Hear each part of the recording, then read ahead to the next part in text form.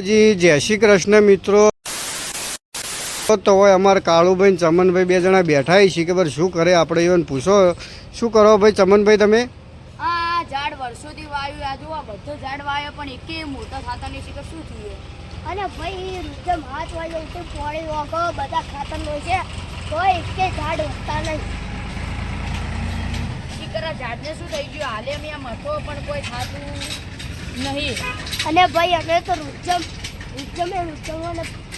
જેટલા 2400 કલાક અમે